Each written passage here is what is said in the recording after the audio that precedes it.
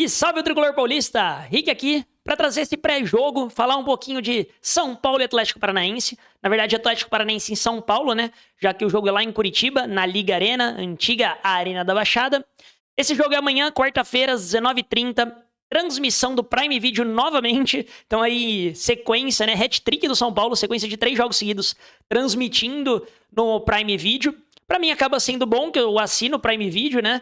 E então ter 3 jogos lá, pelo menos foca tudo num streaming. Ultimamente tem Premiere, tem Prime Video, aí tem Cazé TV, tem Paramount Plus, que vai transmitir o jogo da Libertadores, cada hora no streaming. Então é bom quando fica concentrado em um só local. Jogo de volta, obviamente, né, das oitavas da Copa do Brasil. São Paulo vai jogar lá com vantagem. Ganhou o primeiro jogo de 2-1, naquele jogo que poderia ter sido 2, até 3-0. Mas o São Paulo vacila, vai com uma vantagem até que magra, mas que é uma vantagem, né? Eu até brinquei aqui que ficou um certo clima de velório assim que o São Paulo toma aquele gol e o São Paulo leva só vantagem de 2-1, mas ainda assim é uma vantagem, é importante, o São Paulo leva isso e pode jogar de uma maneira... o Atlético vai ter que buscar jogo, né? Mais cedo ou mais tarde o Atlético vai ter que buscar jogo. Claro que o São Paulo não pode abdicar de jogar, mas com certeza vai ter como uma das principais armas o contra-ataque. O árbitro desse jogo é o Felipe Fernandes de Lima, de Minas Gerais. Inclusive, toda a arbitragem ali é de Minas Gerais.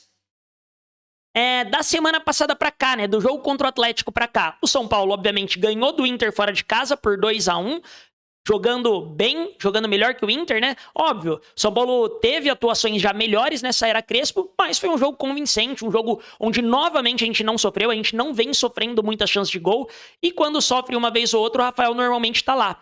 Então, mais um jogo sólido do São Paulo, principalmente defensivamente, e aí criou ofensivamente também, né? Enquanto que o Atlético Paranaense jogou em casa com o Paysandu. Paysandu, só para vocês entenderem, né? Porque nem todo mundo acompanha a Série B. O Paysandu tá na 19ª colocação da Série B, ou seja, penúltimo colocado.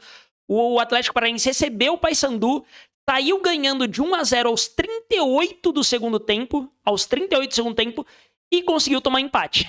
O Atlético definitivamente não vive sua melhor fase. Vem agora, né, de 6 jogos seguidos sem ganhar. Teve mais esse empate doído dentro de casa contra o Paysandu, que é uma equipe mais fraca e que tá brigando na parte de baixo da tabela. Não que o Atlético não esteja, né? Porque já tá na parte de baixo da tabela. Mas o grande objetivo do Atlético é chegar perto do G4.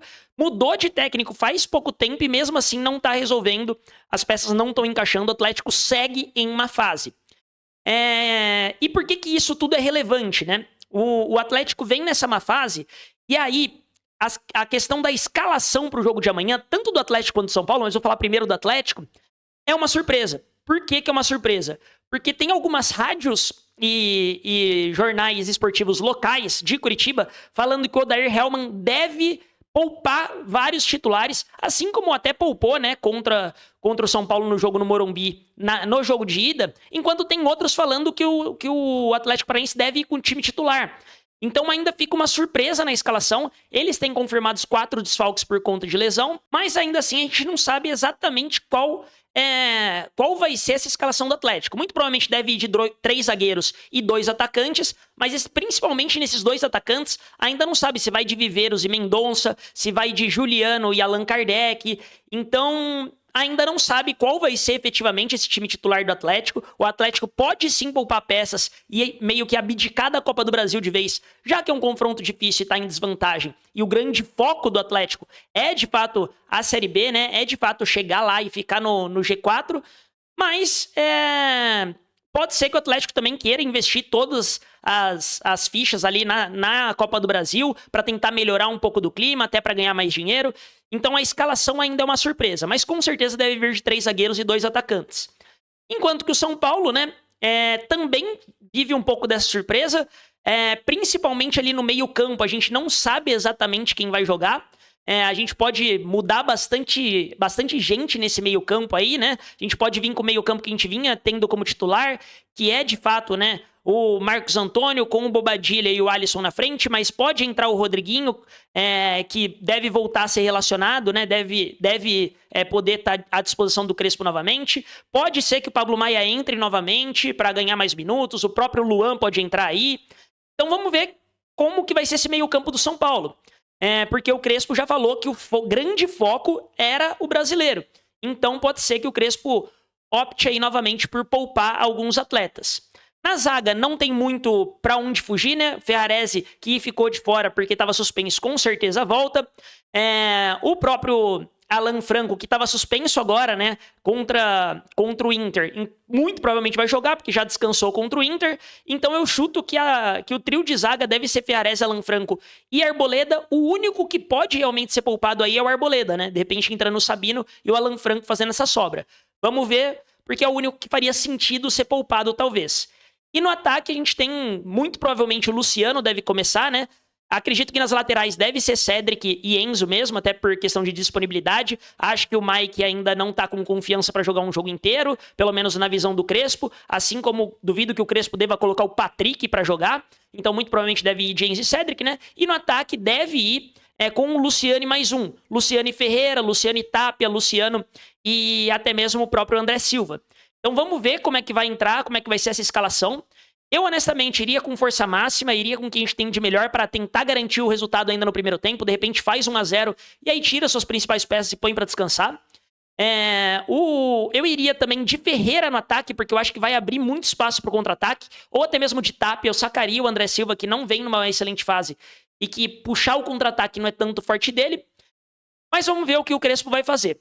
O que importa, né? O que é realmente relevante? A gente precisa se classificar. Na minha concepção, não tem justificativa, mesmo que entre com um time misto, algumas peças reservas, não tem justificativa para não classificar. O Atlético Paranaense vem numa fase horrorosa, 6 jogos sem vencer, enquanto São Paulo vem 6 jogos sem perder, com 5 vitórias seguidas. A gente encontrou um padrão, a gente vai jogar contra um time mais fragilizado, de Série B, um dos melhores adversários que a gente tinha para pegar nessas oitavas de final da Copa do Brasil. Então, na minha concepção, São Paulo não pode correr o risco de ficar de fora, tem que ali entrar para garantir 1-0 e buscar, quem sabe, 2-0 para ficar bem tranquilo o jogo e tirar suas principais peças e aí sim poupar. Eu não iria tentar jogar com o regulamento embaixo do braço e tentar ir pelo empate, porque esse jogo pode apertar no final. Contra o Sport, lá em 2023, a gente viu o que aconteceu depois que a gente abriu 1-0, né? Relaxou totalmente. Quase que a gente fica de fora da Copa do Brasil, que a gente foi campeão. Então, eu acho que o São Paulo tinha que, com força máxima, tirar. Mas o São Paulo, independentemente de quem entre, tem que classificar o São Paulo. A gente tá jogando contra um time que vem numa péssima fase, que não conseguiu se achar esse ano inteiro, que é um time de Série B, que não tá fazendo nenhuma boa Série B. Então, na minha concepção, o São Paulo tem a obrigação de se classificar. Só lembrando pra todo mundo que amanhã a gente vai estar em live vendo esse jogo, né? Resenhando, fazendo aquela resenha clássica com o chat, aquela resenha clássica com todo mundo aí. Live aqui no YouTube, no TikTok e na Kik. Então, já segue nós, deixa o seu like aí, se inscreve no canal, recomenda pra aquele amigo São Paulino que tem conteúdo do São Paulo aqui todos os dias e me segue em todas as redes sociais se gostou do conteúdo. E se não gostou do conteúdo também, fode com o inimigo, manda ele pra cá, manda o link aí